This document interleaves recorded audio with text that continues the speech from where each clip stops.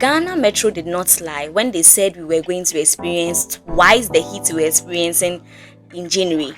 Because what type of sun was scorching like that yesterday? The sun was so hot and you could feel the heat in your skin. I just couldn't help to wonder how those who sell in traffic do it. Because, I mean, imagine standing in this scorching sun only to not sell anything at all. God bless like their hustle. God bless everyone, each and every one of them. God bless them so much. Well, thank goodness it's rained this morning because we needed some rains. We needed a little breeze in our rooms. I'm so happy it's rained. Today I don't have to be using the napkin and the fan because of heat and sweat. I'm so happy.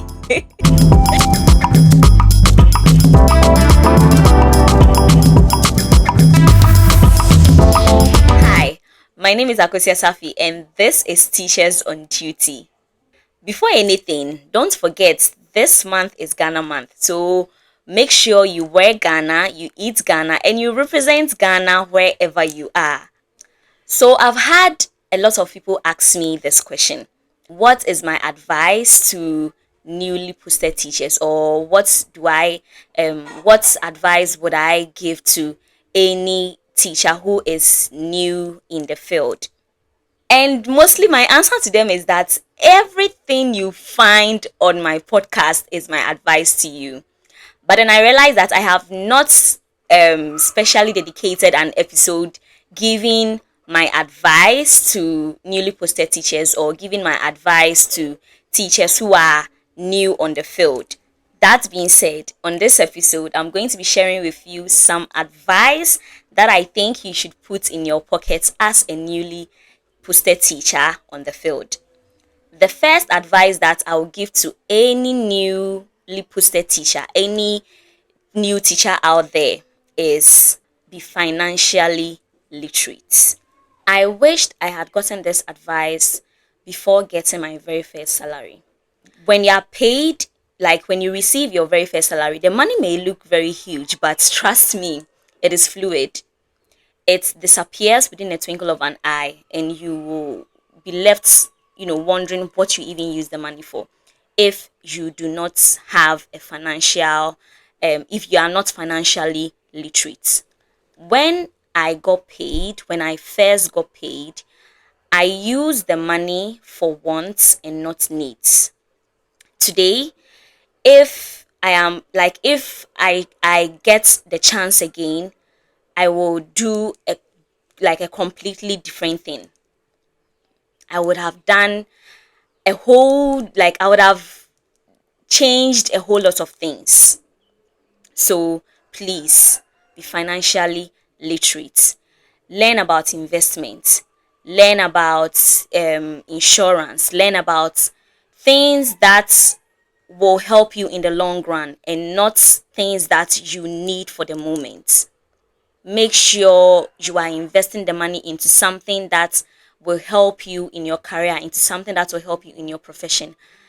Other than that, you your whole professional life is going to be based on how literate you are financially, how you spend your money, what you use the money for. So please, the first advice that I'll give to any newly posted teacher out there, be financially literate. The second advice that I'll give to any newly posted teacher out there or any teacher on the field is to have a plan. Make sure you have a plan and a guideline for where you want to see yourself, for where you are envisioning yourself to be. Now, if you see yourself in this profession, like if you see yourself making this profession as your career, start looking into what's next from where you are. What's next? Are you planning to teach for at least 2 years before you go back to school? Are you planning to go for the sandwich course? Are you planning to go for the regular course? Start looking at those things. And all that will be based on how financially literate you are. Because if you are not financially literate, you will not know how to make your plan in such a way that you know the what you would be needing in order to invest into.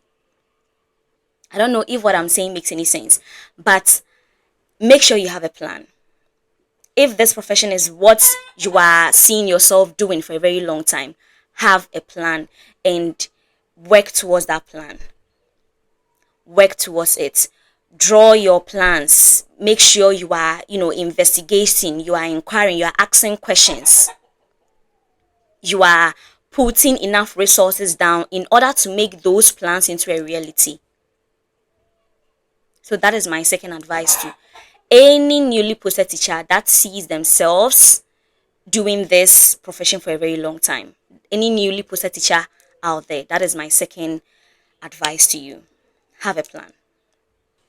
The third advice that I will tell or I'll give, sorry, it looks like I'm hungry. Okay, so the third advice that I will give any newly posted teacher out there is work smart and not hard. Especially when you work in the rural area. Working smart is going to reduce the work burden on you. Make sure you abreast yourself with new ways of teaching. Make sure you abreast yourself with new ideas. Make sure you are very well informed in today's technology, because that is what is going to make your teaching and learning easier. It is going to make your teaching, you are going to make your teaching a spiced up activity. You are not always going to have to do the talking, you are not always going to have to lecture, because that is boring. And today, if you are not involving yourself in new ways of teaching, if you are always going to go by the colloquial way of talking, giving notes, doing 90% of the job in teaching, you are going to be stressed out at the end of the day. So work smart and not hard. My fourth advice to any newly posted teacher out there is build a good relationship with your colleague teachers, especially your headmaster. If you are going to have a smooth teaching experience, if you are going to have the best teaching experience at your workplace, the relationship with your colleague teachers and your headmaster especially is going to count. In fact, it is one of the most important things that you must take note of. In human relationships, there are going to be trials, there are going to be um misunderstandings here and there, but always go back to resolve them. Whatever issues you have with your colleague teachers, whatever issue that you may have with your headmaster, do not leave that issue to build up into a conflict. Many people have lost, many teachers have lost a lot of opportunities because of the conflict, because they had a misunderstanding with their headmaster and they left it unresolved. So please make sure you build a very good relationship with your colleague teachers and with your headmaster. Most importantly, with your headmaster. They have stayed in the profession for long. They know the do's and the don'ts. They know the things that you need to know in order to be successful in this profession. So please make sure you build a relationship with your colleague teachers, especially your headmaster. A relationship that is going to help you to steer in the right direction in this profession. My next advice to you is be intentional about the things that you want your learners to know you for. Be intentional about the things that you want the environment in which you teach in to know you for when you are no more in that community. The last time I was watching Daddy Lumber's acknowledgement by Musica for being a very impactful person in the music industry in Ghana. And when he was being asked whom he would like to who played a very important role when he was growing up for like to become who he is now. He did not mention his uncle. He did not mention his mother. He did not even mention his own father. Do you know who he mentioned? He mentioned his teacher who taught him in secondary school. That to me alone blew my mind. Today, look at Daddy Lumba. He's an icon. To be remembered by Daddy Lumba that you played a very instrumental role in his career, in his life. That shows how intentional that woman was in the lives of his students. That shows how intentional she was in the life of Daddy Lumba. So be very intentional about the things that you want to be known for, about the things that you want your students and the community in which you work, the things that you want them to remember you for. Many a times, the kids that we teach, they may not even remember the things that we taught them, but they will remember who you were to them, the role in which you played in their lives. My next advice to any newly posted teacher out there is make sure you go back to your educational psychology books. Make sure you go back to your methodology books if you have forgotten these things. Because you need these ideas, you need these theories, you need this methodology in order to be very instrumental in your teaching. How are you going to teach if you have forgotten these methodologies? If you do not have any idea as to how to manage a child's behavior if they go this way, you need these ideas, you need the things that you learned from college, anything that has to do with the education course as a whole. If you have forgotten any of these things, go back to them. Go back to your books. Go back to your books if you have forgotten these things. My next advice, which I say every now and then, is sleep, rest when you are tired. If you do not feel like being at work at a particular day, if you feel depressed, if you feel stressed out, take the day off and rest. And I always say that your kids need the best of you in order to become the best of themselves. What many teachers do not see is that this profession, teaching, it drains you so much that you do not even realize it, because the kids feed on your energy. And as always, the type of energy that you take to class, the type of energy that you take to school would depict the type of day that you are going to have and the kids are also going to have. If you are feeling stressed out, the whole day is going to look very tiring for you. The least mistake that a child does in class will raise some sort of emotion in you that you will find yourself questioning, am I the one who did this?